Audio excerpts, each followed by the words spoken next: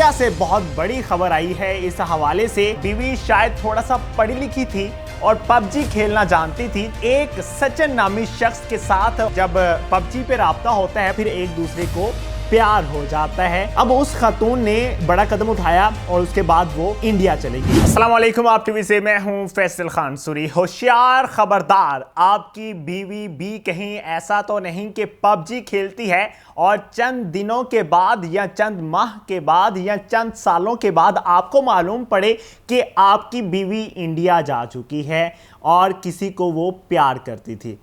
ये खबर बहुत सोशल मीडिया पे वायरल है और इंडिया से बहुत बड़ी खबर आई है इस हवाले से कि वो खातून जिसकी 27 साल उम्र थी, 4 बच्चे थे और उसका शौहर सऊदी अरब में जॉब के लिए गया था, यानी मजदूरी के लिए मेहनत मजदूरी करता था वहाँ पे। और शौहर को मालूम नहीं था कि मेरी बीवी मेरे जाने के बाद क्या कर रही है। बीवी शायद थोड़ा सा पढ़ी लिखी थी और पबजी खेलना जानती थी। जब कोरोना वायरस का ये दौर चल रहा था उस टाइम पे उसने ये पबजी इंस्टॉल की। इंस्टॉल करने के बाद खेलना शुरू किया। खेलने के बाद एक सचिन नामी शख्स के साथ उस खातून का राब्ता होता है और सचिन की उम्र तकरीबन 24 साल है और वो कंवारा है। उसके साथ राब्ता होने के बाद जब पबजी पे राब्ता होता है और फिर एक दूसरे का नंबर व्हाट्सएप शेयर किया जाता है और फिर व्हाट्सएप पे बातचीत होना शुरू हो जाती है और फिर एक दूसरे को प्यार हो जाता है पबजी के ज़रिए। अब जब प्यार हो गया और फिर लड़की से रहा नहीं गया, लड़की का शौहर जिसकी उम्र तकरीबन 27 साल है लड़की की और 4 बच्चे भी हैं, उस खातून ने बड़ा कदम उठाया। उसने सोचा कि मेरा शौहर तो सऊदी अरब में अय्याशी कर रहा है, आराम और सुकून वाली ज़िंदगी बसर कर रहा है, मेरे बच्चों के लिए ख़र्चा तो भेज ही रहा है, अब मैं क्यों ना अपने प्यार को हासिल करूं। अब जब ख़वातीन बेवफाई करने पे उतर आती हैं तो वो फिर इसी तरह का कदम उठाती हैं। अब कितने और हकूक़ चाहिए कि एक शौहर एतमाद करके गया अपनी बीवी पे और अमानतन अपने बच्चे उस खातून के पास रखवा के गया कि मेरे बच्चे ये हैं, मेरा घर ये है, मैं तुम्हें ख़र्चा भेजूंगा, तुमने इन चीज़ों का ख्याल करना है। लेकिन बदकिस्मती से वो या इतनी बोल्ड थी या इतनी ज़्यादा पढ़ चुकी थी कि उसके दिमाग को समझ नहीं आई, उसके दिल को समझ नहीं आई कि मैंने करना क्या। अब उस खातून ने बड़ा कदम उठाया और उसके बाद वो इंडिया चली गई। अब इंडिया की एजेंसी की जानिब से और इंडिया की पुलिस की जानिब से ये बयानात दिए जा रहे हैं कि उस खातून को जब पकड़ा तो उस खातून ने बताया कि मैं चंद माह से इसी शख्स के साथ रह रही हूँ और खातून के पास वीज़ा भी नहीं था। और जब उस शख्स से पूछा गया सचिन से कि तुम्हारे ताल्लुकात इसके साथ कैसे बने तो इसने कहा कि हम दोनों को प्यार हो गया था। अब जो सऊदी अरब में इस 27 साला खातून का शौहर है उसका बयान सामने आया है, उससे कॉल पे बात हुई है। उस शख्स ने कहा है कि मेरी बीवी को वरगलाया गया है, लेकिन मैं इस चीज़ को नहीं मानता कि बीवी को वरगलाया जा सकता है। एक वो बीवी जिसके 4 बच्चे हैं और 4 बच्चे 1, 2, 3, 4 सालों में तो नहीं हुए होंगे ना, वो तकरीबन 8 सालों में या 10-12 सालों में हुए होंगे। तो इतना अरसा अगर वो बीवी आपके साथ रही है, या तो आप सुकून नहीं दे पाए या आप उसके अखराजात पूरे नहीं कर पाए या जो वो चाहती थी वो नहीं दे पाए, तो डेट्स वाई उसने एक बड़ा कदम उठा लिया। उस खातून की जानिब से कहा गया कि मुझे सचिन की जानिब से मिस कॉल आई थी और मिस कॉल आने के बाद मैंने फिर इसको व्हाट्सएप पे ऐड किया। व्हाट्सएप पे ऐड करने के बाद मैंने इससे रब्ता किया और फिर चंद साल बात होती रही। फिर हमने प्लानिंग की कि मैं तुम्हें मिलने के लिए आऊँगी। फिर पहली बार इसे नेपाल मिलने के लिए गई थी और वो सचिन भी वहाँ पर पहुँचा। फिर सेकेंड दफ़ा जब वो गई है तो वो फिर उसने कोर्ट मैरिज कर लिया वहाँ पर जाके, और कोर्ट मैरिज करने के बाद उसने उसके साथ रहना शुरू कर दिया था। लेकिन वहां की पुलिस ने उसको गिरफ्तार कर लिया है। अब जो सऊदी अरब में मौजूद शौहर है उस शख्स की जानिब से बयान आया है, पाकिस्तानी हुकूमत से अपील कर रहा है वो कि मेरे बच्चों को किसी तरह से पाकिस्तान वापस लाया जाए। और मुझे मालूम पड़ा था कि मेरी बीवी को किसने अगवा कर लिया है और मैंने फिर अपने माँ बाप से रब्ता किया और माँ बाप के ज़रिए मैंने ये FIR दर्ज करवाई थी कि मेरी बीवी गुम हो गई है। लेकिन वो गुम हो चुकी थी ख्वाबों में, वो गुम हो चुकी थी सचिन की बाहों में।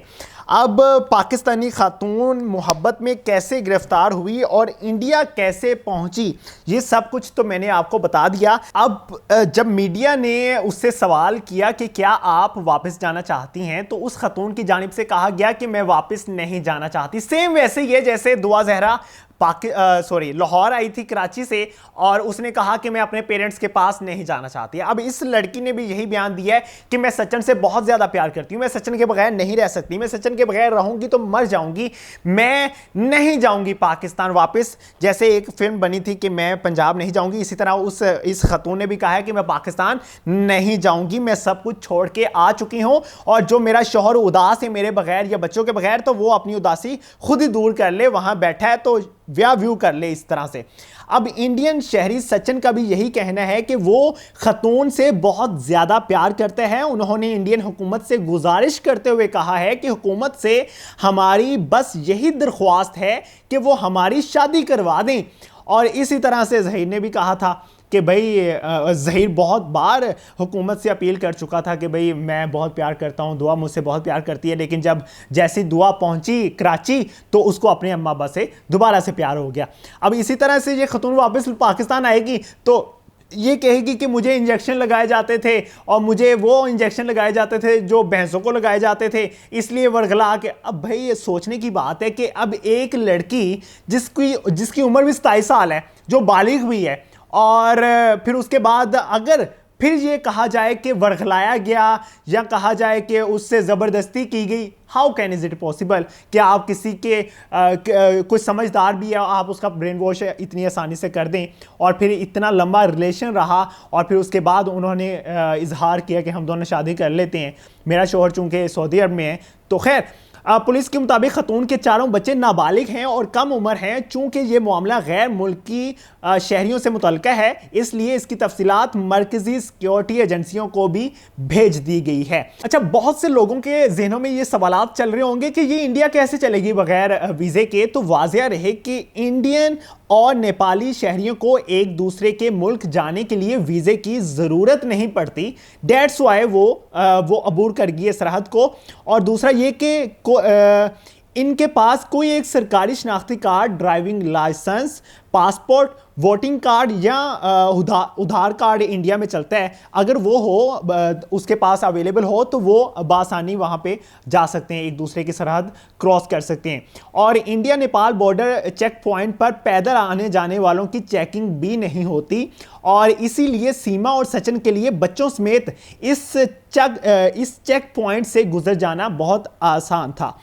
नेपाल की सरहद से दिल्ली के लिए बराह रास्त बस चलती है जिनमें बड़ी तादाद में नेपाली और इंडियन शहरी सफ़र करते हैं। इसी वजह से बहुत आसानी के साथ ये खतून अपने जो महबूब है सचिन, उसके पास पहुंच गई थी।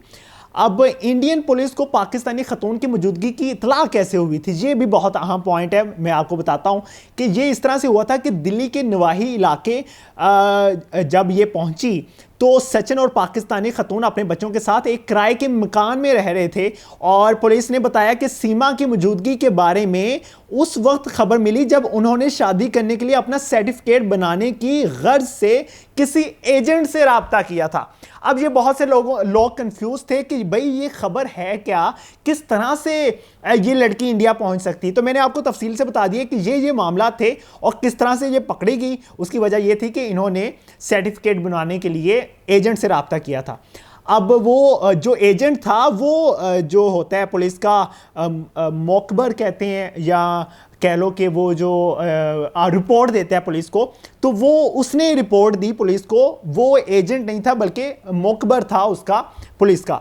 उसके बाद ये हुआ कि पुलिस ने सचिन और पाकिस्तानी खतून को गिरफ्तार कर लिया और पुलिस अफसर साद मियां खान ने बताया कि इनके कब्जे से इनका और इनके बच्चों के पासपोर्ट, बर्थ सर्टिफिकेट वगैरह मिले हैं और पुलिस के मुताबिक इस जोड़े से मजीद तफ्तीश जारी है।